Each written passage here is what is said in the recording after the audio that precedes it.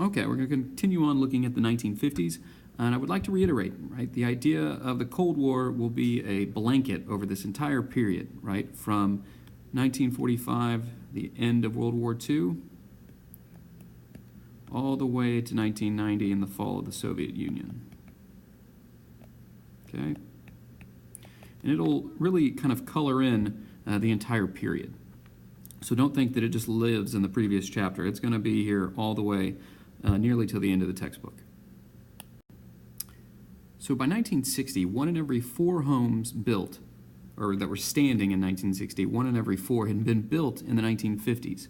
So what you had were GIs coming home, using stuff like the GI Bill to go to college, right, and the VA to get home loans, right? That idea that these home loans were going to allow these guys now to become homeowners. And as we talked about in class, moving into the suburbs. Okay? Now, we talked about in class also the idea that home ownership, right, is a responsible thing to do. It also allows you to build up equity. And so we talked about how basically the net value of people or their assets or whatever was going to go up because they now own their own homes for the most part. So now we have the shift, right, from being a nation of renters to a nation of homeowners. We're also going to see a shift now in electronics. There's going to be an electronic revolution, right? The idea from vacuum tubes, like you can see here on the ENIAC, to transistors, all the way eventually to microchips. The shrinking of these components is going to allow for smaller radios, cheaper TVs. Also, basically, the seeds are being sown for the eventual information age with the internet and computers and personal computing. Another aspect is going to be the growth of the aircraft industry. Remember, following World War II, there was a realization that air warfare and bombing was the future. And so the United States is going to create the Air Force and the Strategic Air Command. And your textbook uses the B-52 as an example of the types of planes that were being built on large scales.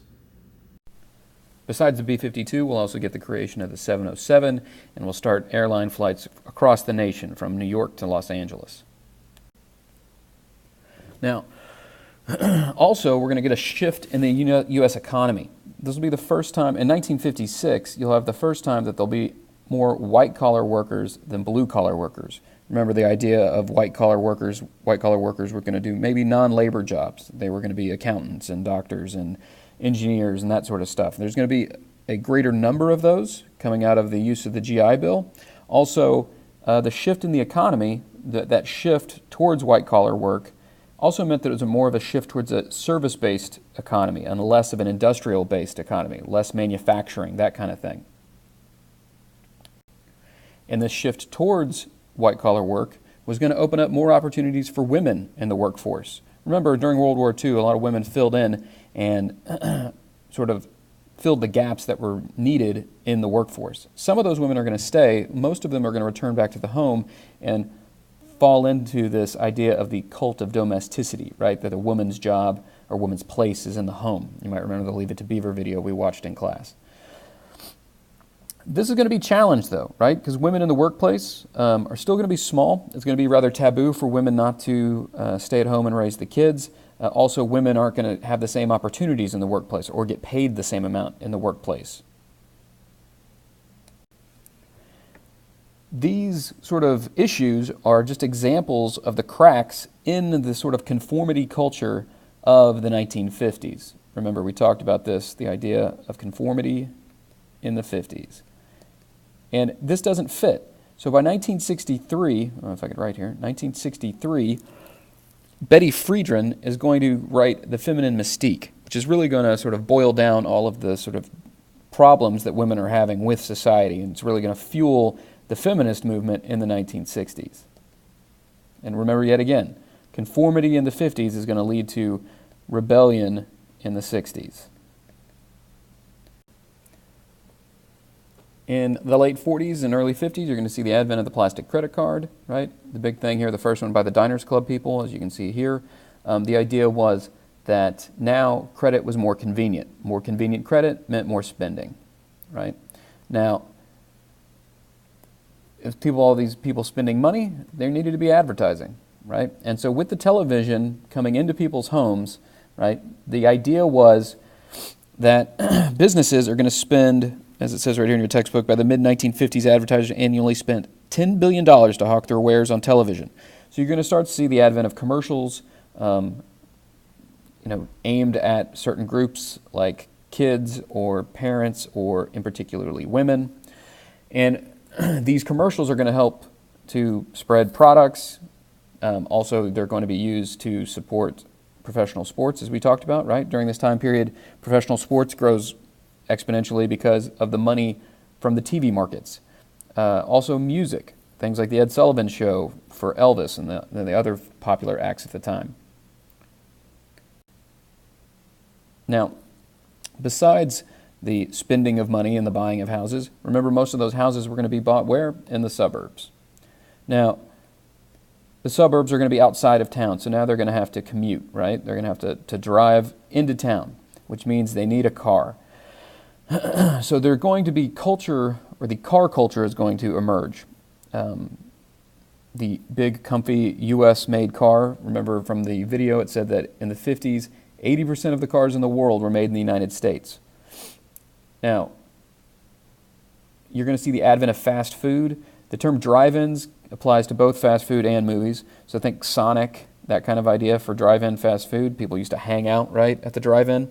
And the idea of the drive-in movie, where you could roll up and watch a movie in your car as well. As I pointed out in class, if this is something you want to experience, out on 290, there is the Showboat Drive-In just within driving distance of Houston. So it's something you can still go do today. Now, rock and roll. Rock and roll, we read the article in class.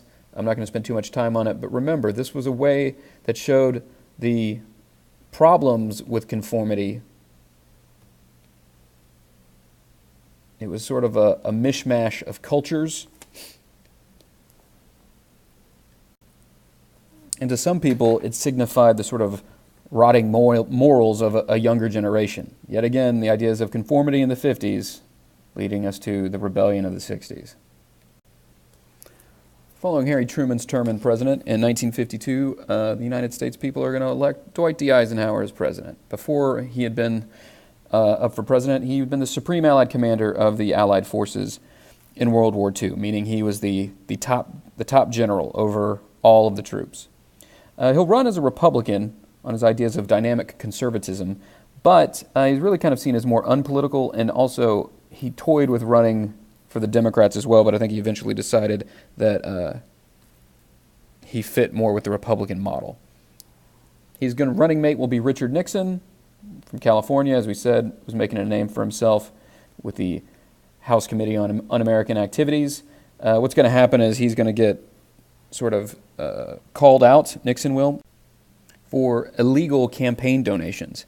And Nixon will get on TV and give this kind of campy speech about how the only illegal thing he took on purpose was Checkers, and Checkers was a puppy that was given to him. And this will be enough to sort of keep Nixon on the ticket and allow Nixon to be the vice president. But it's more of a warning sign for the American people of what's going to happen in the 1970s with Richard Nixon.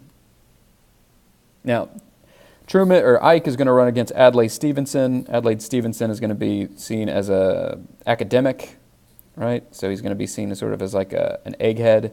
And I want to say he's from New York as well. But what will happen is Ike will run away with it. And the big thing is because of Ike's popularity, people thought that he could have done more. He could have used his popularity to make more change in the world or in the United States. Now, the one thing he does do is he lives up to his campaign promise, and 3 days after being elected, he's on the plane to Korea, and after 7 bloody months, an armistice was finally signed, as your textbook says. So Ike will get things done, but he's not. People thought he could have done more.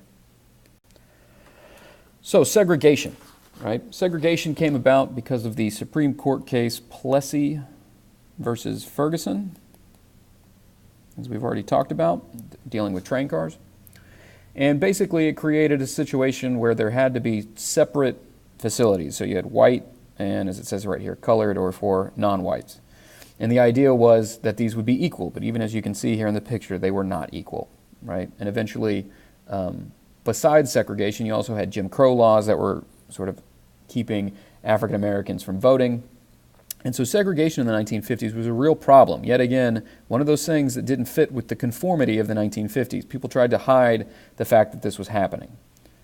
Now, a good example of the breaking of segregation will be Jackie Robinson, who played for the Brooklyn Dodgers. He faced a lot of hardships, but was one of the better players, and so people wanted him on the team. And he really accepted the role and faced racism head on with a lot of grace, where some people probably couldn't have handled it as well. And that's why they picked Jackie Robinson, actually, to be the first guy to cross the color barrier, even though there were better players. Because they understood that they thought that Jackie Robinson would be able to handle the pressure and the prejudice against him. The case of Emmett Till will highlight the problems of race in the United States in the 1950s. So while visiting his family in Monee, Mississippi, 14-year-old Emmett Till, an African-American from Chicago, will be brutally murdered for flirting with a white woman 4 days earlier. His assailants, the white woman's husband and her brother, made Emmett carry a 75-pound cotton gin fan to the bank of the Tallahatchie River and ordered him to take off his clothes. The two men then beat him nearly to death, shot him in the head, and threw his body tied to the cotton gin fan with barbed wire into the river. What happened is, while visiting his family, he had boasted to his friends that he had a white girlfriend back home, so they told him to go ask the lady behind the counter at this store out on a date, and supposedly he did. According to the woman, he made some improper advances, whistled at her. Her husband came home, the owner of the store, a few days later, and was enraged that an African-American man had spoke to his wife. 3 days later, after they murdered Emmett, 3 days later his body was found. Eventually, the man and the accomplice will be brought to trial, and it says on September 23rd, the all-white jury deliberated for less than an hour before issuing a verdict of not guilty, explaining that they believed that the state had failed to prove the identity of the body. And it says many people in the country were outraged. And it just goes to show, right, that there's going to be this level of racism, segregation, that is really going to go by the wayside because of the sort of social norms of the time, and even since, yet again, the Civil War and the lack of enforcement of the Civil War amendments of the Constitution that were basically taken away through Jim Crow laws and black codes written shortly thereafter. So, because of this, we see the beginnings of the civil rights movement. Okay? Not the full-fledged 1960s civil rights movement, but the beginnings of it.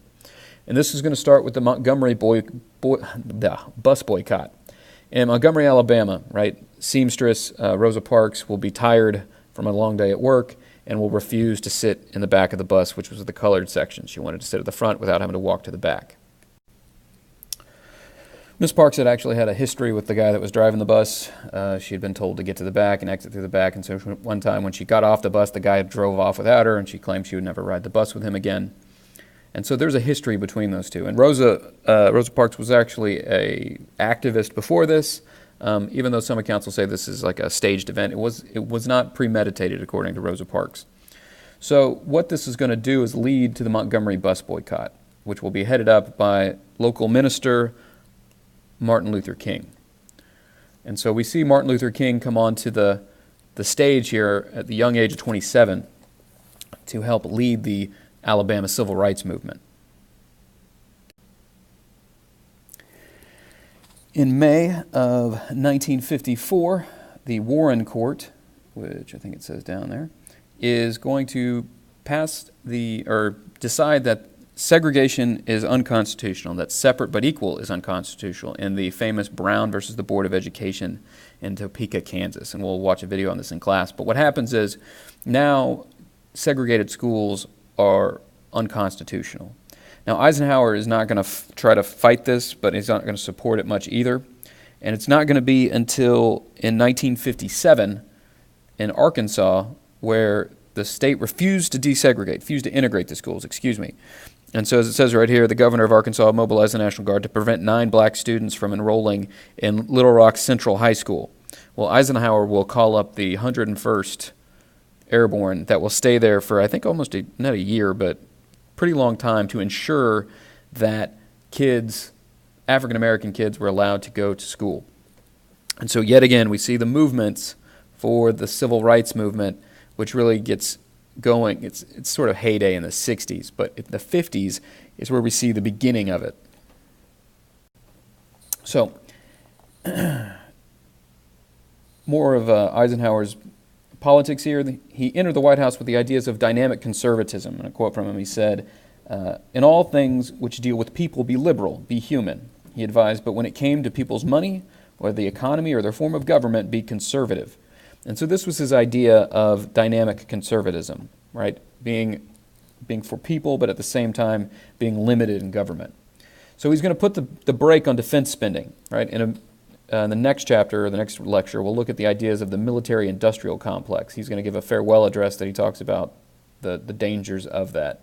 And so he's going to, it says hit the brakes on it, but he's not going to cut it completely. He's just going to dial it back a little bit. Also, he's going to sign off on Operation Wetback, which is going to round up 1 million Mexican immigrants, illegal Mexican immigrants, and send them back to Mexico in 1954. Now, Mexico will actually be on board with this and be a partner in this move.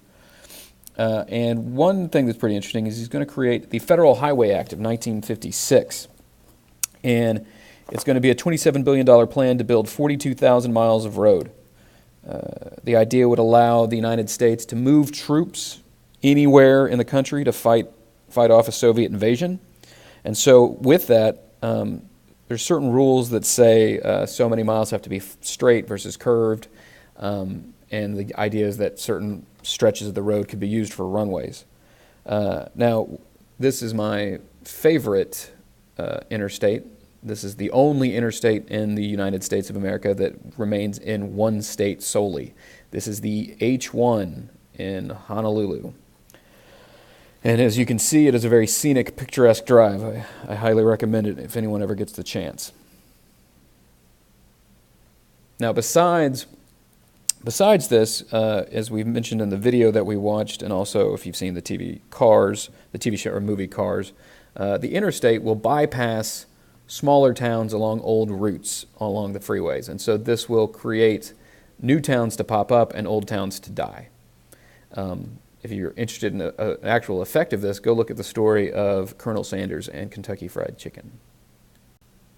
So, Secretary of State John Foster Dulles, who's going to be the Secretary of State under Eisenhower, is basically going to say that Truman didn't do enough, that we needed to begin to roll back communism. So he's going to call for this policy of boldness, which was somehow going to work with rolling back communism and liberating captive peoples, all while not spending as much money.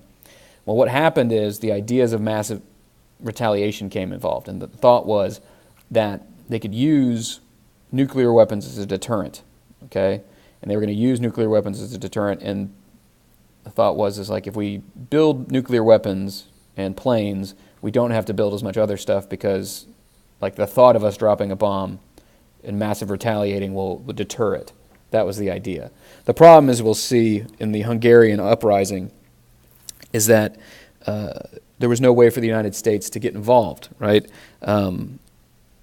The Soviet Union is going to crush this Hungarian uprising, and there was no way for the United States to maybe sort of slightly get involved because the idea of nuclear retaliation was too much. Your textbook refers to it as a sledgehammer.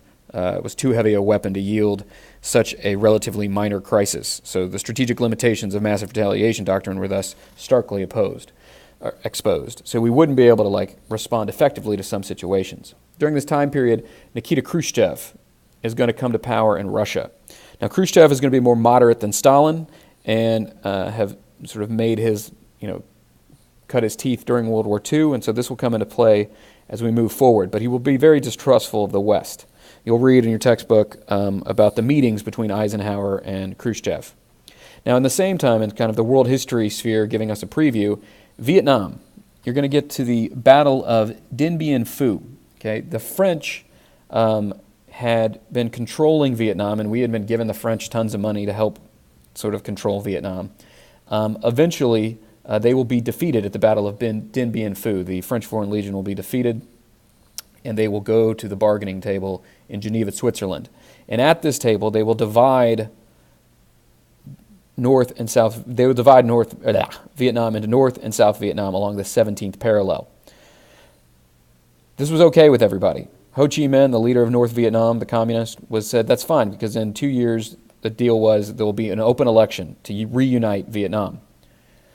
Ngo Dinh Diem in South Vietnam, backed by the United States, agreed to this deal, continued to get money from the United States, but refused to hold the elections. So this is going to have some distrust in South Vietnam for Diem. This is like the people, the Buddhist monks in South Vietnam are going to immolate themselves, set themselves on fire as a protest to how much they don't like Diem.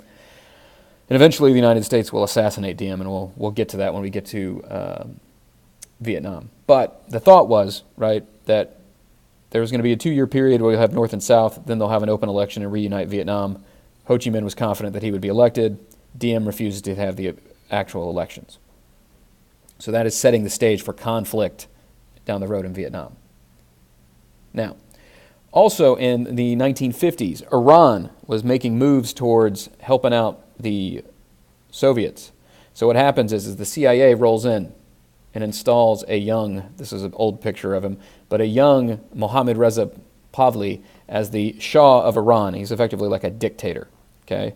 And this is in 1953. So in the 1970s, when you have the Iranian Revolution and they overthrow the Shah, this is the guy they're overthrowing. Yet again, the United States getting involved in other countries, putting people in that are pro them, but maybe not as popular in their country. Another thing that's going to happen is you're going to have the Suez Canal right here, which is going to allow things from the Red Sea, which is like basically from like the Persian Gulf and all that sort of stuff, into the Mediterranean. There's an oil pipeline through there. And the Abdul Nasser, the guy that runs Egypt, basically as a retaliation threatens to nationalize it. The British and the French don't tell the United States because they plan, and the Israelis plan to invade, and in the meantime use emergency supplies of oil from the United States. Eisenhower feels betrayed because they do not share this information with him and refuses to give them those oil supplies, and thus forcing the British and the French and the Israelis to deal with Egypt. Now, what's going to happen out of this is the creation of OPEC, right? All of the oil-producing countries, basically the Middle Eastern countries and Venezuela, are going to get together to form a cartel and try to control the price of oil. In 1957, the Soviet Union is going to launch Sputnik into the atmosphere. Later that year, they'll launch Sputnik 2 with the space dog Laika in there. And unfortunately, Laika will die, even though the Russians covered up to make it sound like she made it. But the idea that the Russians could put a satellite in orbit and have it orbit the world, right? People began to question: could they drop bombs on us? Could they build intercontinental ballistic missiles, right, and shoot them across continents at us? Could they photograph us? Use photography, I guess I should say. Oh, there's the bell, but I'm going to finish this. And what happens is that fear of ICBMs and the space program causes Eisenhower to create NASA, or to sign the bill creating the National Aeronautics and Space Administration. And so we'll be behind in the space race, but we'll get a few satellites up, we'll get our ICBM stuff up. And the realization here is that the United States is behind. So they're going to pass the National Defense and Education Act, calling for science, engineering, and foreign language education in schools. Also in the Cold War, as I said before, Ike and Khrushchev are going to meet at Camp David. All of this is going to be good until Gary Powers is discovered to have been flying over the Soviet Union. And so Khrushchev is going to be upset with the United States. Also, even though they didn't make the slide here, Juan Batista, the dictator, yet again another dictator supported by the United States in Cuba, will be overthrown by cigar-smoking Fidel Castro here. And Castro will seek aid from the Soviet Union. And so now, on the doorstep of the United States is a hostile Soviet country. The United States will respond with basically an embargo, a trade embargo against Cuba, which was in effect until here recently. And this is the rest of the 1950s. We'll pick up with the 1960s in Chapter 37.